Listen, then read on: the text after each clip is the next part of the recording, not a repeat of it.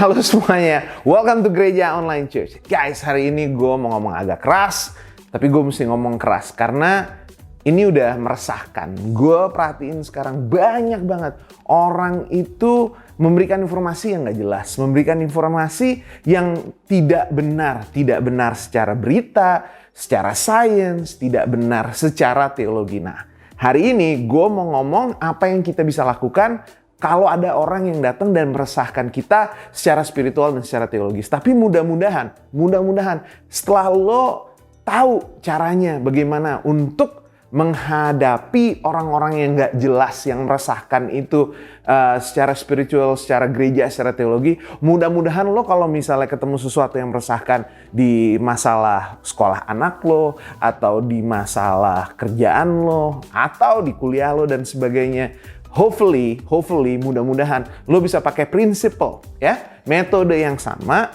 lo lakukan di dalam aspek kehidupan lo yang lain, dan lo bisa tengking itu orang-orang yang meresahkan dari dalam kehidupan lo. Oke? Nah, untuk pengajaran hari ini kita mau belajar sama-sama, dan ini gue juga belajar bareng-bareng karena gue udah lama banget nggak baca ayat-ayat pasal ini di bahasa Indonesia. Oke, jadi kita sama-sama belajar. Jadi kalau misalnya lo kaget ngeliat muka gue, loh kok pendetanya kaget? Ya, pendetanya juga belum udah lama nih gak baca yang version yang bahasa Indonesia. Dan ini kita ambil dari surat terakhir yang ditulis oleh Rasul Paulus. Nah, semuanya di sini pasti tahu ya bahwa yang namanya Saul from Tarsus, Paulus dari Tarsus, itu adalah penulis buku paling banyak di Alkitab, terutama adanya di Perjanjian Baru. Surat-suratnya itu adalah bagian penting daripada teologi kita sebagai orang Kristen. Pengertian siapa itu Tuhan, siapa itu kita dalam rencana Tuhan. Banyak yang kita belajar, banyak yang kita ajarkan di gereja, itu kita terima daripada penulisan-penulisan surat-surat Paulus ini. Dan ini adalah surat Paulus yang terakhir. Dan kalau biasanya Paulus menulis surat untuk jemaat di Roma, untuk jemaat di Efesus, untuk orang-orang Kristen yang ada di Korintus, hari ini agak beda. Dia menulis untuk seseorang yang dekat dengan dia secara pribadi. Dia menulis kepada Timotius supaya Timotius bisa melanjutkan pelayanannya sebagai gembala di Efesus. Oke? Nah, guys, I want you guys to pay attention. Ini ditulis waktu Paulus hampir dieksekusi. Ini ditulis waktu Timothy itu sedang, pokoknya lagi di situasi yang sulit juga. Dan seperti kita hari ini, kesulitannya Timothy itu karena banyak orang-orang yang meresahkan, yang datang, dan ya kita baca aja deh. Tapi pokoknya banyak orang-orang yang meresahkan yang bikin ini pendeta satu susah. Nah, sekali lagi, kita belajar dari Timotius, kita belajar dari Paulus, dan gue mau lo semua bisa terapkan dalam semua aspek kehidupan lo. Supaya sekali lagi, hari ini hari-hari yang meresahkan. Jadi kalau misalnya banyak yang bikin lo susah, banyak yang bikin lo resah, guys, ini lo pakai prinsip ini dan gue yakin lo gak bakal resah lagi, dan lo bisa berdiri di dalam iman dan pengetahuan yang benar akan firman dan juga pribadi Tuhan Yesus Kristus. Sebelumnya kita doa dulu deh, daripada gue salah ngomong. Ayo kita berdoa. Tuhan Yesus, speak to us. Tuhan yang berbicara lewat firman dan Roh Kudus-Mu. Dan biar semua yang datang, berita-berita dan juga ajaran-ajaran yang gak benar, udah gak bisa meresahkan kita lagi, karena kita punya kuasa dan hikmat marifat dari Tuhan Yesus Kristus. Semua yang percaya katakan amin. Oke ya, kita baca.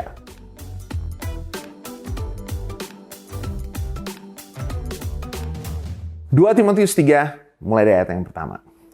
Ketahuilah bahwa pada hari-hari terakhir akan datang masa yang sukar. Halo. Thank you Paulus. Pandemic guys, sukar. Manusia akan mencintai dirinya sendiri dan menjadi hamba uang. Mereka akan membual, menyombongkan diri, menjadi pemfitnah. Mereka akan berontak terhadap orang-orang tua dan tidak tahu berterima kasih, tidak memperdulikan agama. Tidak tahu mengasihi, tidak mau berdamai, suka menjelekkan orang, tidak dapat mengekang diri, garang, tidak suka yang baik, berkhianat, tidak berpikir panjang, sok tahu, lebih menuruti hawa nafsu daripada menuruti Allah. Secara lahiriah mereka menjalankan ibadah mereka, tetapi pada hakikatnya mereka memungkiri kekuatannya. Jauhilah mereka itu. Oke ya guys, di sini jangan ada yang tersinggung. Tapi perhatiin deh, ini kan banyak di gereja. Bukan cuma hari-harinya si Timotius sama Paulus saja. Hari-hari kita, hari-hari akhirnya kita juga pun banyak orang-orang yang membuat kita resah. Orang yang cuma mau kerjanya minta duit dari kita. Ya kan? Yang cuma mau cari duit di gereja. Ya nggak sih? Orang tuh ke gereja cari Yesus, lo cari duit. Bikin pusing aja lo. Serius. Ya nggak sih? Suka memfitnah, suka cari gara-gara, suka marah-marah. Oke, itu banyak yang tadi gue ngomong, gue juga masih suka kayak gitu kadang-kadang. Jadi gue minta ampun dari Tuhan sekarang. But again, terlalu banyak orang-orang yang kayak gitu. Yang cari kepentingan sendiri, yang pokoknya bikin masalah deh. Sekali lagi gue pakai kata itu. Bikin semuanya itu resah. Dan di sini apa yang Paulus bilang? Jauhilah orang-orang itu. Buat semua yang udah gak mau mendengar perintah Tuhan, buat semua yang udah sok tahu, yang udah lagi gak mau dengar orang-orang yang lebih tua, yang lebih tahu firman Tuhan. Firman Tuhan bilang apa? Jauhilah orang-orang seperti itu. Guys, sekali lagi, yang punya kuasa untuk mendengar, untuk menerima informasi itu kita masing-masing. Ya nggak sih? Nggak ada yang bisa paksa lo untuk buka Facebook terus klik ke artikel yang nggak jelas. Nggak ada yang bisa paksa lo untuk buka YouTube terus denger pengajaran atau juga informasi berita yang nggak jelas. Itu pilihan lo. Nah, ini gue cuma mau ngingetin, kalau menurut firman Tuhan, kalau ada pengajar-pengajar, kalau ada penatua-penatua, kalau misalnya ada jemaat atau teman-teman atau keluarga yang datang ke kita dan mulai ngomong yang nggak jelas dan nggak sesuai sama firman Tuhan, apa yang lo mesti bikin? Jauhkan mereka. Bukan berarti lo membenci mereka. Bukan berarti lo menjelek-jelekan mereka. Enggak. Tapi jangan sampai mereka punya kuasa untuk meresahkan lo. Karena lo selalu punya kuasa. Lo selalu punya kekuatan untuk bilang, guys, sorry. Thank you bukannya apa-apa ya. Tapi lo, informasi lo nih kayaknya salah. Tapi kayaknya lo motivasinya gak bener. Tapi kayaknya gue nggak sejahtera aja denger lo ngemeng dari tadi. Jadi daripada kita masalah, daripada gue terganggu, daripada lo bukannya menambahkan kehidupan gue, tapi lo malah menjatuhkan dan meresahkan, mending kita berhenti di sini aja. Oke? Ya kalau lo percaya seperti itu silahkan. Tapi menurut gue informasi lo salah, menurut gue pengajaran lo nggak bener, dan menurut gue itu lo udah nggak perhatiin lagi apa yang ditulis di firman Tuhan dan diajarkan oleh hamba-hambanya dan rasul-rasulnya. Itu yang Paulus bilang. Lo ngapain denger mereka? Jauhi diri lo dari mereka. Lo yang punya otoritas. Asik gak tuh bahasanya? Lo yang punya kuasa untuk bilang stop. Gue gak mau denger. Gue gak mau ikutin lo. Gue mau ikutin apa yang baik dan yang benar. Dan ini yang dikatakan oleh Paulus. Oke? Kita lanjut dulu. Sebab di antara mereka terdapat orang-orang yang menyelundup ke rumah orang lain dan menjerat perempuan-perempuan lemah yang syarat dengan dosa dan kuasai oleh berbagai-bagai nafsu yang walaupun selalu ingin diajar namun tidak pernah mengenal kebenaran. Jadi maksudnya apa? Jadi ini orang-orang bakal take advantage, ya. Dia bakal cari kesempatan di mana ada orang yang tidak bijaksana. Nah, orang tidak bijaksana di sini kebetulan di gereja di Efesus itu adalah janda-janda dan ibu-ibu. Kebetulan. Gue nggak bilang di gereja gue banyak janda-janda dan ibu-ibu yang taat firman Tuhan, yang taat sama pendetanya, yang setia melayani di gerejanya. Gue tahu kok nggak semua ibu-ibu kayak begini. Cuma pada saat itu ibu-ibunya lah yang sangat-sangat suscepti untuk menerima hal-hal begini. Tapi di sini belum tentu ibu-ibu, mungkin bapak-bapaknya yang suka dengar oh ya, yang suka ngegosip, yang suka denger fitnah, yang denger berita-berita yang nggak jelas, yang bikin sekali lagi, yang bikin resah, ya. Nah di sini dibilang apa? Bakal ada orang yang akan cari keuntungan dari lo. Jadi kalau lo nggak punya hikmat, kalau lo nggak tahu kebenaran, bakal ada orang-orang yang datang dan mereka akan menjatuhkan lo. Oke, kita lanjut lagi. Sama seperti Yanes dan Yambres menentang Musa. Nah ini nggak ada di perjanjian lama, ini ada cerita yang kita bilang di buku Deuterokanonika, oke? Dan di sini mereka pokoknya menentang Musa dan menentangkan kebenaran yang dikhotbahkan Musa. Akal mereka bobrok, iman mereka tidak tahan uji. Nah, coba sekarang dengar dulu ya. Kita nggak usah ngomong yang bobrok deh. Tapi bahasanya yang ini nih. Tidak tahan uji. Jadi maksudnya apa? mereka punya teori, mereka punya pemikiran-pemikiran. Tapi begitu dites dengan kenyataan dan firman Tuhan dan kebijaksanaan yang umat-umat Tuhan terima daripada Tuhan, nggak tahan uji, ya, nggak lulus istilahnya. Begitu masuk di tes, gagal. Oke, karena cuma kebenaran yang ya, amin, dan benar dari dulu, sekarang, sampai selama-lamanya. Yang nggak benar tidak tahan uji. Jadi kalau misalnya gurunya nggak benar, pengajarannya pasti nggak benar. Dan kalau pengajarannya nggak benar, pasti tidak tahan uji. Kita lanjut. Tapi sudah pasti mereka tidak akan lebih maju. Karena seperti Yanes dan Yambres, kebodohan mereka akan nyata bagi semua orang. Guys, kita tuh selalu kaget ya. Kalau misalnya ada seorang pendeta ternyata nggak benar gitu. Tapi untuk 2-3 orang yang kaget, itu ada 20-30 yang bilang, iya emang nggak benar, men.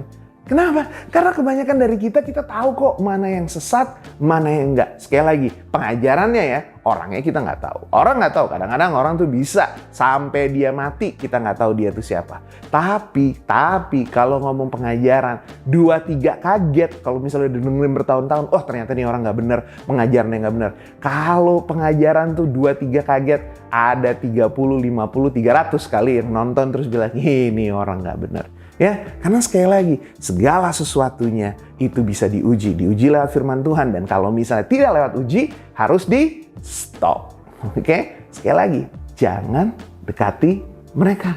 Jauhi mereka dan jauhi pengajaran-pengajarannya. Mari kita lanjut. Tetapi, nah jadi ini solusinya, oke? Untuk orang-orang yang gak benar, yang punya teori-teori aneh-aneh, yang punya berita-berita yang gak jelas, ini solusinya, dengar. Tetapi engkau telah mengikuti ajaranku, cara hidupku, pendirianku, imanku, kesabaranku, kasihku, dan ketenunanku. Engkau telah ikut menderita penganiayaan dan sengsara seperti yang telah kuderita di Antiok dan di Ikonium dan di Listra. Semuanya itu kuderita dan Tuhan telah melepaskan aku daripadanya. Memang setiap orang yang mau hidup beribadah dalam Kristus Yesus akan, bukan mungkin ya, akan. It will happen, not maybe. Pasti akan menderita aniaya. Sedangkan orang jahat, penipu akan bertambah jahat, menyesatkan dan disesatkan. Tetapi hendaklah engkau tetap berpegang pada kebenaran yang telah engkau terima dan engkau yakini, dengan selalu mengingat orang yang telah mengajarkannya kepadamu. Ingatlah juga bahwa dari kecil engkau sudah mengenal kitab suci, memberi hikmat kepadamu, menuntun engkau kepada keselamatan oleh iman kepada Kristus Yesus. Jadi begini semuanya. Sebelum dia kasih solusinya, Paulus bilang, lo tahu kan gue siapa? Nah ini yang penting. Guys, tahu gak sih, kita tuh kalau misalnya mau melakukan sesuatu, kita mesti tahu ini orang yang kasih informasi benar apa enggak sih? Ya enggak? Kalau lo mau minum obat, kalau misalnya lo mau pergi ke sidang, lo mau ketemu hakim, lo mau bawa pengacara. Kalau lo misalnya mau beli alat rumah tangga yang mahal, ya jangankan alat rumah tangga yang mahal, lo mau beli handphone, lo mau beli komputer, lo mesti tanya kan, lo mesti dapat informasi dari narasumber ataupun sumber-sumber lain yang terpercaya. Sekali lagi ya, yang bisa dipercaya. Jadi Paulus bilang sebelum dia ngomong sama Timotius, dia bilang, lo inget kan gue siapa, lo tahu gue. Susah-susahnya gue, imannya gue, apa yang gue udah belajar, lo tahu kok semuanya. Apa yang udah dilakukan, apa yang orang sudah lakukan kepada gue tuh udah dianiaya karena gue percaya pada Tuhan Yesus. Karena gue gak pernah jalan jauh dari iman gue. Karena gue gak pernah menyerah. Guys, you know who I am. Nah, sekali lagi ini yang kita harus selalu ingat. Bahwa pada akhirnya, kalau lo mau percaya, lo mesti lihat yang ngomong siapa. Ya, ini orang bener apa enggak? Lo udah kenalnya berapa lama? Oke, itu kalau manusia. Bagaimana kalau misalnya website dan sebagainya? Lo cek dong. Ini yang nulis berita ini siapa? Siapa penulisnya? Oh nggak jelas, dia pakai nama palsu. Jangan lo dengerin. Ini websitenya ada editornya nggak? Editornya kita tahu nggak? Dan editornya itu belajar nggak? Terlalu banyak orang bisa punya internet, bisa ngetik, dia taruh. Dan orang-orang bilang, udah baca belum itu ada otoritas itu. Apa bedanya sama lo sama gue? Ya nggak sih? Nggak pernah belajar, nggak ada yang ngedit, ya kan? Nggak sesat. Dan kalau orang sesat, dikasih mimbar, dikasih forum, orang baca, yang denger pasti resah. Tapi Paulus bilang apa? Lo lihat, lo udah tahu gue siapa. Dan akhirnya dia bilang apa? Dan lo tahu iman dan kebenaran yang lo terima lewat firman Tuhan.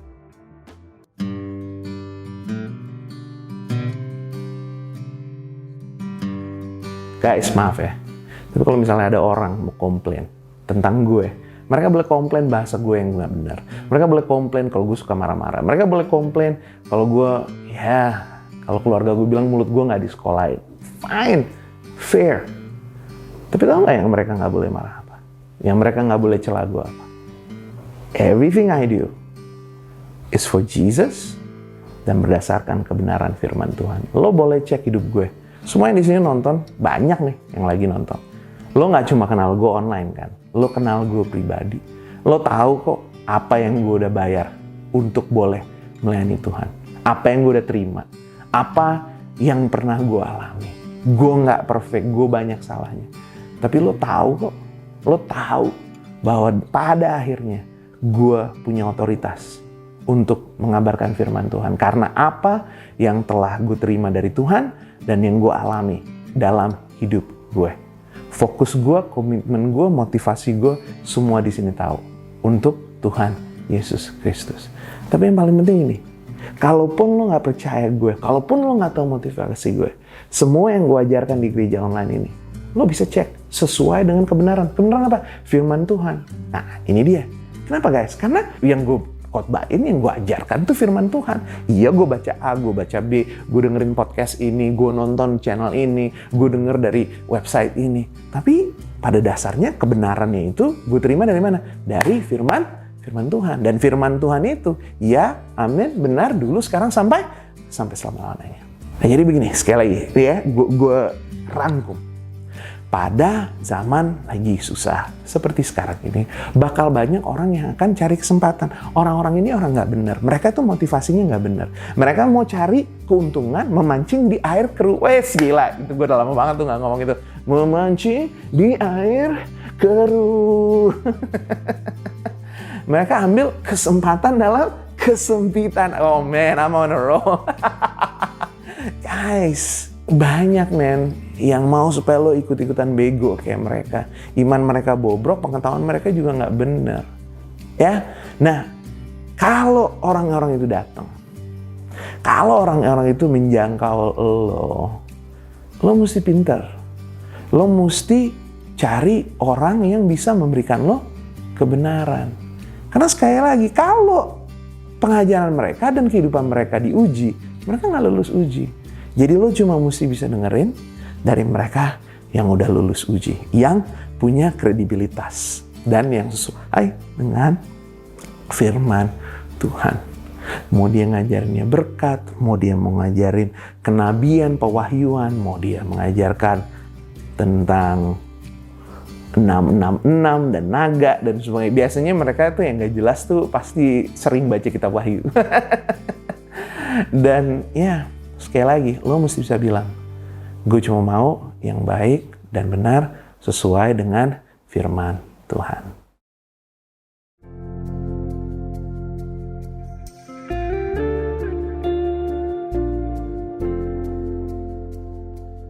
Guys, gue khotbah kayak gini karena menurut gue terlalu banyak orang cari kesempatan dalam kesempitan, nggak tahu dia mau platform, nggak tahu dia mau ngetop, nggak tahu dia cuma mau tampil beda untuk menjelek-jelekan orang yang mau vaksin.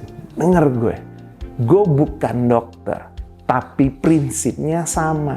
Yang ngomong siapa? Bener nggak nih orang? Udah diuji nggak? Jangan dia cuma bilang ada tes ini, ada tes itu. Enggak. Apakah ada perusahaan besar yang mengikuti? Apakah ada pemerintah yang sudah mengiyakan? Itu semua kita mesti terima. Sekali lagi, Lo denger dari siapa? Lo denger dari siapa? Kredibilitas, arti tulis kredibilitas. Ini orangnya kredibel nggak sih? Dia belajar di mana? Dia sekolah di mana? Ya kan? Semua orang bilang dia nabi, semua orang bilang dia dokter, semua bilang, guys, cari tahu. Jangan lo cuma satu orang, cuma dua orang. Mesti banyak.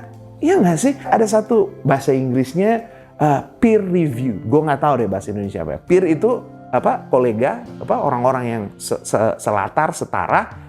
Review ya review. Jadi maksudnya apa? Ada artikel-artikel, ada studi-studi, ada research-research yang sembarangan, tapi ada juga yang udah peer review. Dokter lain udah cek, ya kan? Ahli-ahli lain udah cek, and it works. Dan sudah disetujui. Boleh dipublikasi, boleh dibagikan ke orang-orang banyak.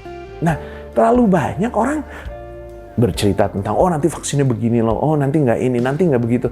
Itu mereka nggak bener guys. Mereka dapat narasumbernya itu nggak jelas. Kenapa sih Pastor? Nah, sekali lagi, gue cuma bisa ngomong tentang apa? Tentang pengajaran yang nggak benar. Jadi maksud gue kayak gini, kalau lo mau bilang sama gue, lo kan pendeta, ngapain lo ngomongin vaksin? Gue nggak ngomong vaksin, denger dulu. Gue ngomong kebenaran. Jadi kalau lo mau ngomongin vaksin, lo mau ngomongin Metallica, lo mau ngomongin John Lennon, terserah lo mau ngomongin apa, kebenaran tuh kebenaran. Dan sekali lagi, kalau mau tahu kebenaran, mau ngomongin kebenaran khotbah, firman, teologi, ataupun kebenaran-kebenaran dalam pendidikan, dalam politik, dan sebagainya, kredibilitas. Dan gue nggak punya kredibilitas untuk ngomong vaksin. Jadi yang gue mau minta cuma ngomong ini, oke? Gue cuma minta ngomong ini. Kalau lo nggak mau divaksin, ya, kalau lo nggak mau divaksin, sebelum lo ajarin orang lain, sebelum lo ajak teman-teman lo, keluarga lo untuk juga tidak divaksin, boleh nggak gue tanya? Lo dapat terima informasi kredibilitas nggak? Karena kalau misalnya itu nggak kredibel, lo bikin orang susah. Karena sekali lagi, menurut gue, yang gue belajar, sekali lagi lo jangan percaya gue pendeta, gue nggak punya otoritas untuk ngomongin vaksin. Yang gue tahu, vaksin ini dokter dari banyak negara dan sudah melakukan studi demi studi dan sudah terbukti, ya. Dan banyak organisasi yang penting, negara-negara pemimpin dunia yang penting yang setuju dan membagikannya kepada orang-orang banyak, ya. Nah sekali lagi, apakah gue tahu? Gue bukan dokter, tapi orang-orang yang gue percaya, orang-orang yang punya penelitian dan juga pengetahuan untuk hal ini, mereka bilang lebih baik divaksin. Karena vaksin itu bukan cuma buat kita, tapi vaksin itu untuk mencegah, untuk memberhentikan pandemik ini. Karena semakin banyak orang, kan yang namanya virus itu kan mau loncat dari satu tempat ke tempat lainnya, dari tempat lain ke tempat lainnya. Dia cari host, dia cari inang, ya.